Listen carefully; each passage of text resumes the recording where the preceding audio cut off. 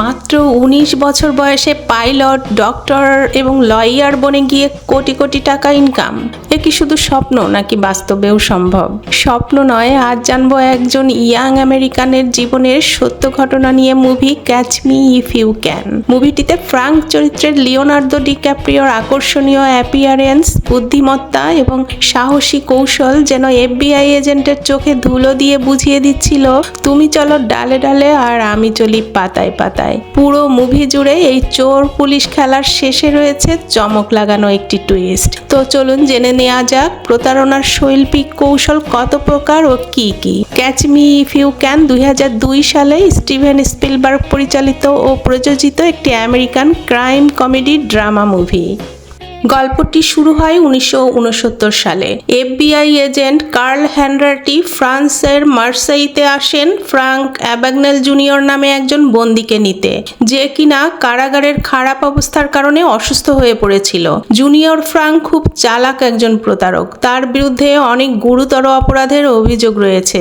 FBI agent curl এসেছে ফ্রাঙ্ককে France থেকে আমেরিকায় ফিরিয়ে নিয়ে যেতে। তো কার্ল যখন ফ্রাঙ্কের সাথে কথা বলছিল, হঠাৎ করেই তার স্বাস্থ্যের অবস্থা আরো খারাপ হতে শুরু করে। প্রথমে কার্ল ভাবে এটি ফ্রাঙ্কের একটি কৌশল, কিন্তু তারপর সে বুঝতে পারলো যে কারো পক্ষে এত নিখুঁতভাবে অসুস্থতার অভিনয় করা সম্ভব নয়। সে দ্রুত তাকে হসপিটাল নিয়ে যেতে শুরু করতেই তার ভুল ভেঙে যায়, কারণ ফ্রাঙ্ক সত্যি সবাইকে বোকা বানাচ্ছিল আর সেখান থেকেও পালানোর চেষ্টা করে। তবে সে যাত্রায় পুলিশ তাকে ধরে ফেলে।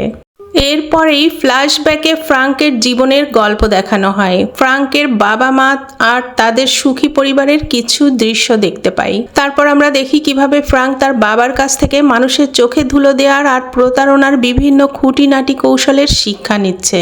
দৃশ্য চলে আসে একটি মার্কেটের ভেতর। ফ্রাঙ্কের বাবা তাকে একটা দোকানে নিয়ে এসেছে স্যুট কিনতে, কিন্তু সেখানের মহিলা কর্মচারী স্টোরটি সেই মুহূর্তে বন্ধ করতে যাচ্ছিল। সে কোনোভাবেই স্টোর খুলতে রাজি হয় না। এই সময় ফ্রাঙ্কের বাবা একটা ট্রিক করে, আর ফ্রাঙ্ক দেখে তার বাবার হাতে একটি সোনার নেকলেস। সে মহিলাটিকে জিজ্ঞাসা করে এটি তার কিনা। সে কুড়িয়ে পেয়েছে আর এতেই কাজ হয়ে যায়। মহিলাটি মুগ্ধতার সাথে নেকলেসটি নেয় আর স্টোর খুলে দিয়ে তাদের স্যুট কেনার সুযোগ দেয়। ফ্রাঙ্ক নিজেও মুগ্ধ তার বাবার এই বিশেষ কেরদানি দেখে। জানা যায় সম্প্রতি আর্থিক লোকসানের কারণে ফ্রাঙ্কের বাবার ব্যবসায় লালবাতি জ্বলে গেছে।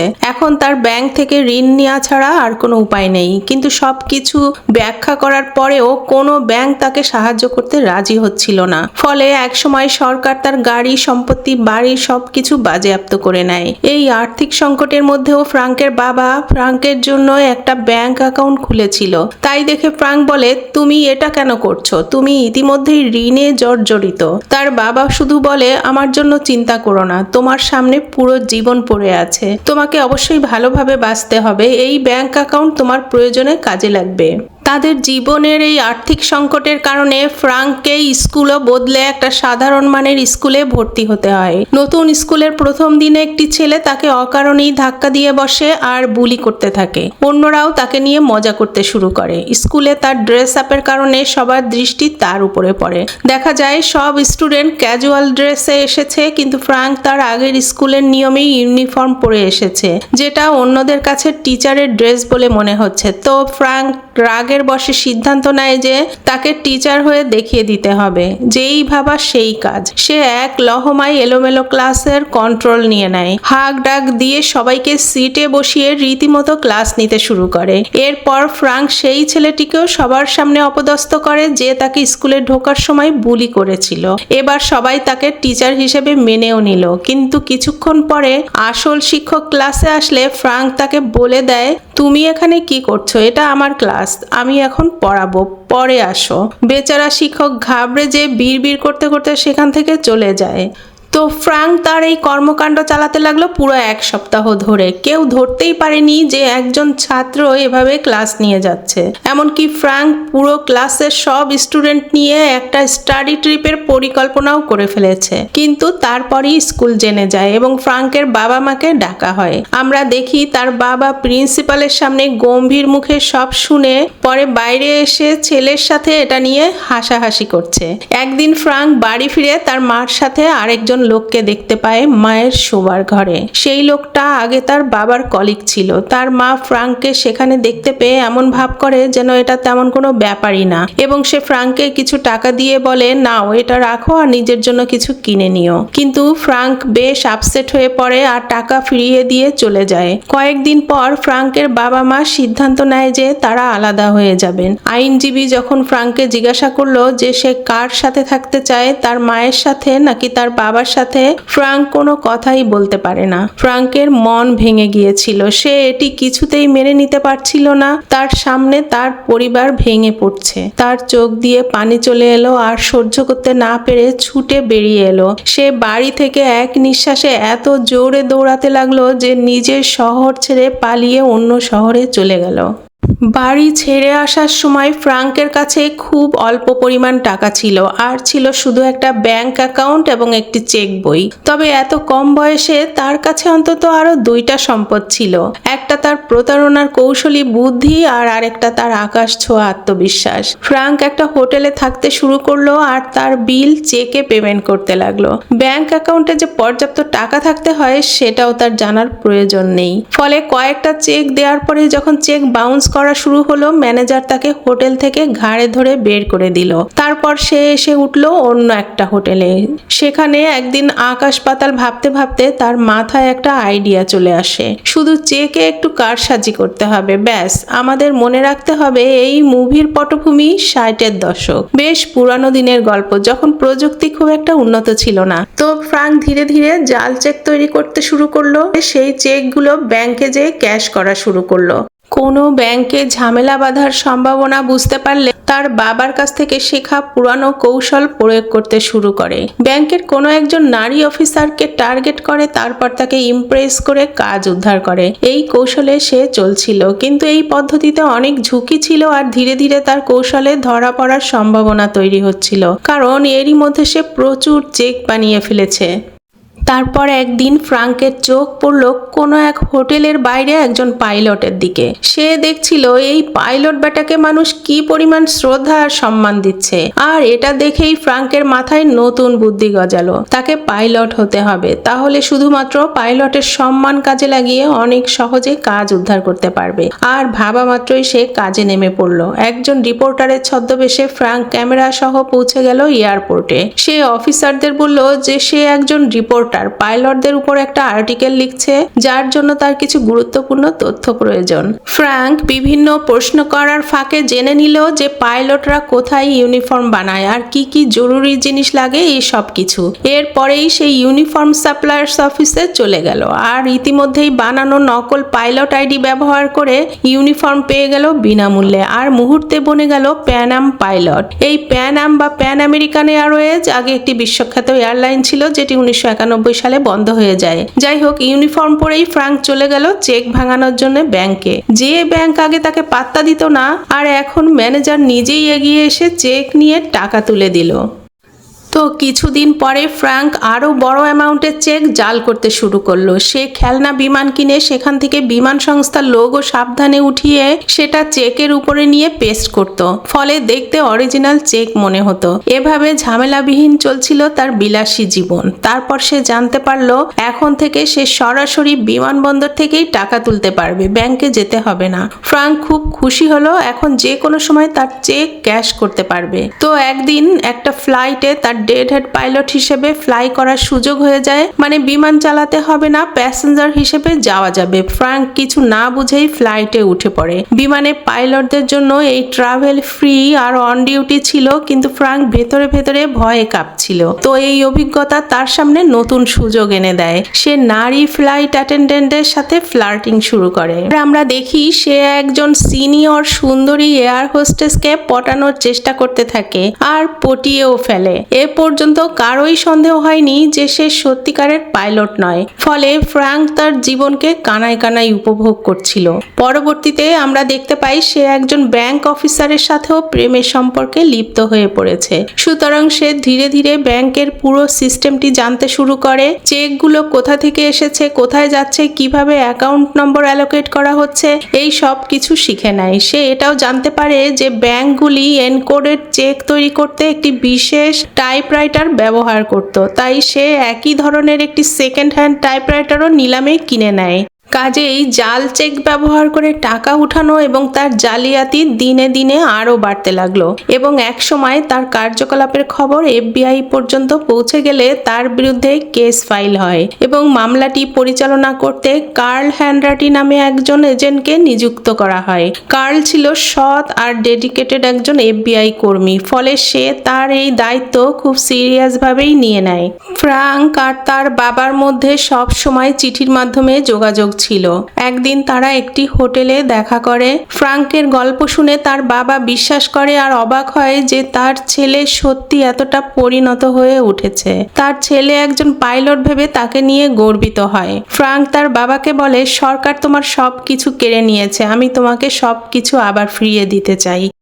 FBI এর কড়া নজরদারির পর থেকে তল্লাশি ফাঁকি দিয়ে ফ্রাঙ্কের পালিয়ে থাকাও কঠিন হয়ে যাচ্ছিল। সে বিভিন্ন রাজ্যে পালিয়ে বেড়াচ্ছিল আর এভাবে একদিন FBI তার বর্তমান ঠিকানায় চলে আসে। সেটি ছিল একটি মোটেল।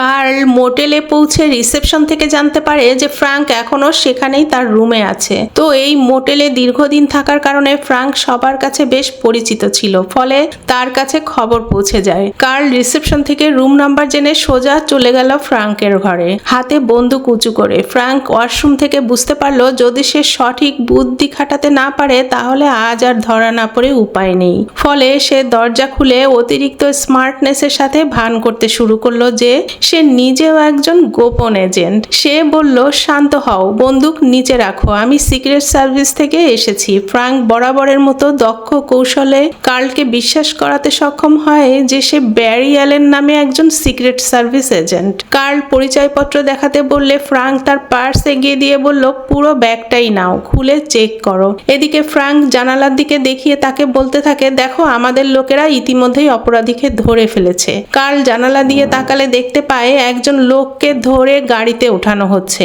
ওই লোকটি আসলে ফ্রাঙ্কের পরিচিত একজন অন্ধ ব্যক্তি আর এজন্য তাকে ধরে নিতে হচ্ছিল। তবে দূর থেকে দেখে কার্ল ভেবে নিয়েছে অপরাধী সত্যি ধরা পড়েছে। ফ্রাঙ্ক এই সুযোগে তার প্রয়োজনীয় জাল চেক তৈরির উপকরণ গুছিয়ে হাতে তুলে নিয়ে রওনা দেয়। কার্লকে বলে, পুলিশ এখনই চলে আসবে, আমি প্রমাণগুলো নিচে নিয়ে যাচ্ছি। কার্ল তাকে সম্পূর্ণরূপে বিশ্বাস করতে থাকে এবং এমনকি চলে যাওয়ার সময় তার পার্সটিও নিয়ে যেতে বলে। কিন্তু ফ্রাঙ্ক ইচ্ছাকৃতভাবে বলে, ওটা তোমার কাছেই রাখো, আমি এখনই আসছি। কিছুক্ষণ পর যখন কার্ল অবশেষে মানিব্যাগটি খুলল, দেখলো সেটি খালি।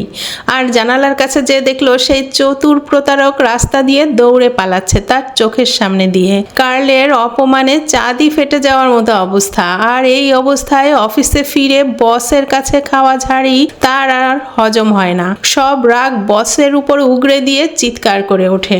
এদিকে বিমান সংস্থাগুলির কাছে ফ্রাঙ্কের ভুয়া পাইলট হওয়ার বিষয়টি প্রকাশ হয়ে পড়ে। ফলে ফ্রাঙ্কের পক্ষে পাইলট পরিচয়ে কোথাও মুভ করা বিপজ্জনক হয়ে পড়ল।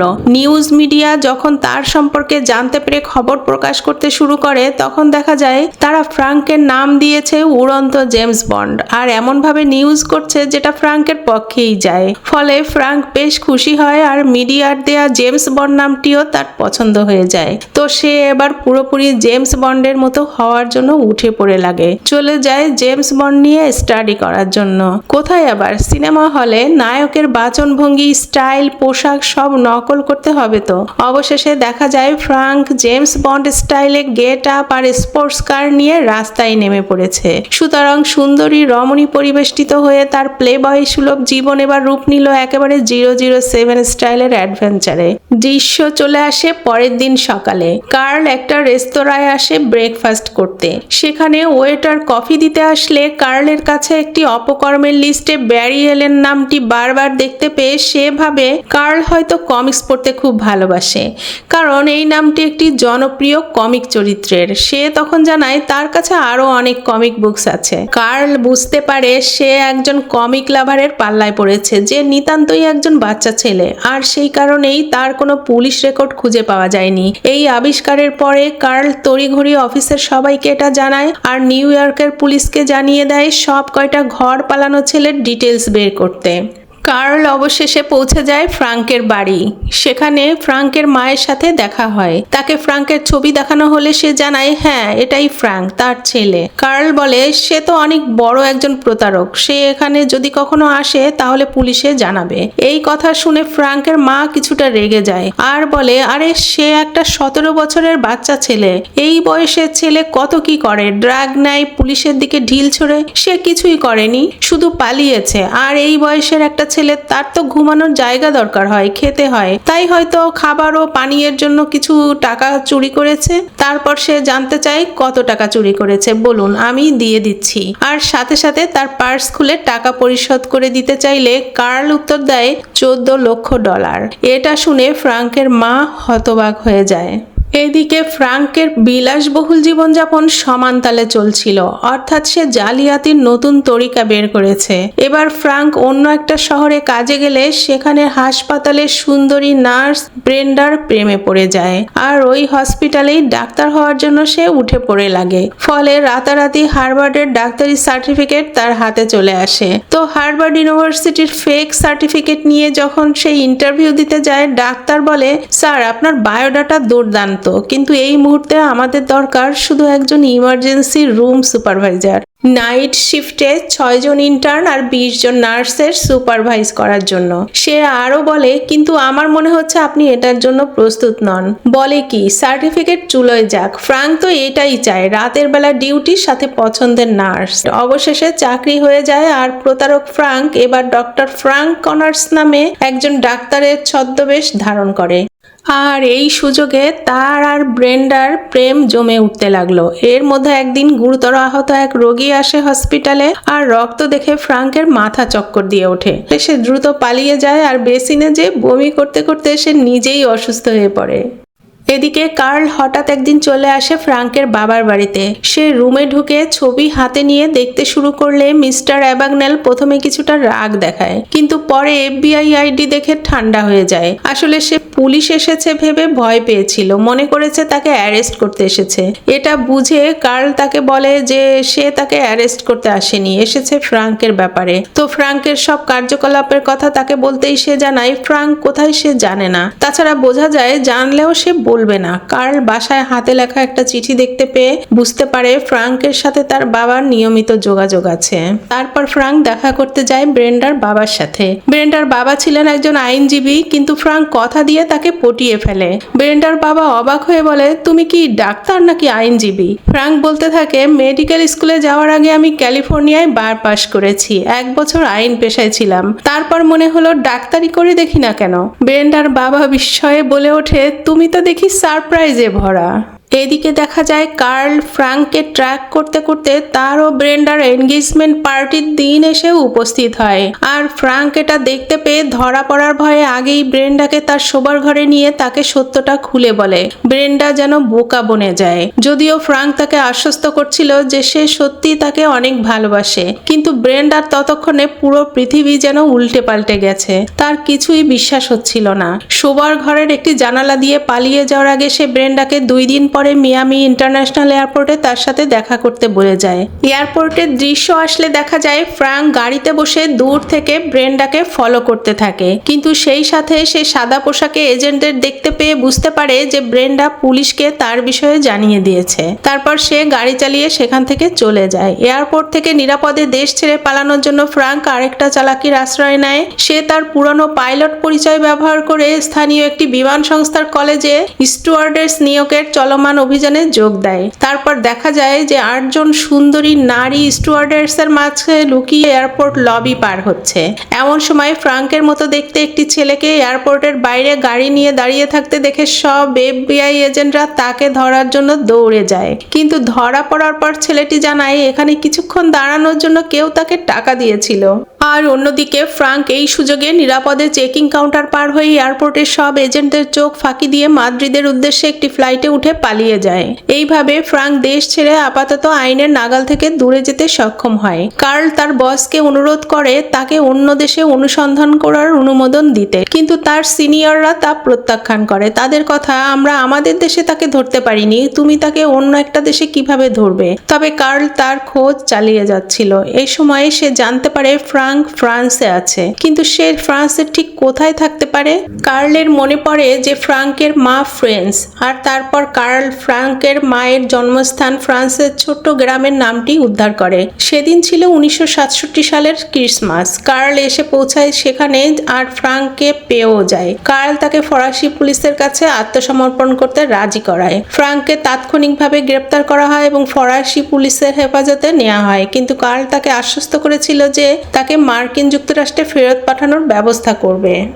গল্প চলে আসে বর্তমানে 1969 সালে। হসপিটাল থেকে অসুস্থতার ভান করে পালানোর চেষ্টাকালে ফ্রাঙ্ক ধরা পড়লে তাকে এবার সোজা একটি আমেরিকান ফ্লাইটে তোলা হয়। ল্যান্ডিং এর কিছুক্ষণ আগে কার্ল ফ্রাঙ্ককে জানায় যে ফ্রাঙ্ক সিনিয়র অর্থাৎ তার বাবা মারা গেছেন। ফ্রাঙ্কের ভেতরটা যেন হঠাৎ ফাঁকা হয়ে যায়, সে কান্নায় ভেঙে পড়ে। ফ্রাঙ্ক দৌড়ে টয়লেটে ঢুকে দরজা লাগিয়ে জোরে চিৎকার করে কেঁদে ওঠে। জীবনে এই একটা মানুষই তার কাছের ছিল। তাদের পরিবারের সুখের দিনগুলোর কথা মনে করে যেন ফ্রাঙ্কের হৃদয়ে রক্তক্ষরণ হতে থাকে। ল্যান্ডিং এর সময় চলে এসেছে, কিন্তু ফ্রাঙ্ক বাথরুম থেকে বের হচ্ছে না। অবশেষে কার্ল দরজা ভেঙে সে দেখতে পায় যে ফ্রাঙ্ক সেখানে নেই। আমরা দেখতে পাই ফ্রাঙ্ক সিঙ্কের স্ক্রুগুলো খুলে ফেলে সেখান থেকে হামাগুড়ি দিয়ে ঢুকে ল্যান্ডিং এর সাথে সাথেই চাকার কাছ দিয়ে নেমে পালিয়েছে। বিমান থেকে পালিয়ে ফ্রাঙ্ক সরাসরি তার মায়ের বাড়িতে পৌঁছায়। সে দূর থেকে দেখে নতুন পরিবারের সাথে তার মা সুখে বসবাস করছে। এই সংসারে তার একটি ছোট মেয়েও আছে। অন্যদিকে কার্ল অনুমান করেছিল ফ্রাঙ্ক তার মায়ের সাথে দেখা করতে যেতে পারে, তাই সে আগেই সেখানে চলে এসে অপেক্ষা করছিল এবং তাকে গ্রেপ্তার করে নেয়। ফ্রাঙ্ক তখনও 19 বছরের কম বয়সী ছিল। কার্ল চেয়েছিল তাকে নাবালক হিসেবে গণ্য করা হোক, কিন্তু সরকার এত বড় কেলেঙ্কারির জন্য তার সবচেয়ে কঠোর শাস্তি দিয়েছিল। সরকার তাকে 10 বছরের সাজা দিয়ে জেল দিয়ে দেয়। কার্ল একদিন জেলখানায় ফ্রাঙ্কের সাথে দেখা করতে আসে। যেহেতু ফ্রাঙ্কের মতো প্রতারকরা এখনো সক্রিয় ছিল, তাই ঘটনাক্রমে একটি সন্দেহজনক চেক পায় কার্ল, কিন্তু সমস্যাটি ধরতে পারছিল না, তাই সে চেকটি সাথে নিয়ে এসেছে। ফ্রাঙ্ককে চেকটি দেখিয়ে তার মতামত জানতে চাইলে ফ্রাঙ্ক মুহূর্তেই সমস্যাটি ধরে ফেলে আর জানায় যে এই জালিয়াতির সাথে ব্যাংকের টেলার জড়িত। কার্ল মুগ্ধ হয়ে যায় এবং বুঝতে পারে যে এই জালিয়াতি থামাতে ফ্রাঙ্কের সাহায্য তার দরকার। একই ধরনের কয়েকটি অপরাধ শনাক্ত হওয়ার পর একদিন কার্ল তার সাথে কিছু FBI এজেন্টও নিয়ে আসে। তারাও ফ্রাঙ্কের দক্ষতায় মুগ্ধ হয়ে যায়। ফলে কার্ল FBI কে রাজি করায় যে তার বাকি সাজা ভোগ করার জন্য যেন তাকে FBI এর আর্থিক অপরাধ ইউনিটে কাজ করার অনুমতি দেওয়া হয়। কার্লের এই কাটা দিয়ে কাটা তোলার আইডিয়াটা মন্দ নয়। অবশেষে কার্ল ফ্রাঙ্ককে জেল থেকে বের করে আনতে সক্ষম হয় এবং তাকে FBI তে চাকরি দিয়ে দেয়। ফলে দেখা যায় ফ্রাঙ্ককে এখন দিনে 8 ঘন্টা কাজ করতে হচ্ছে।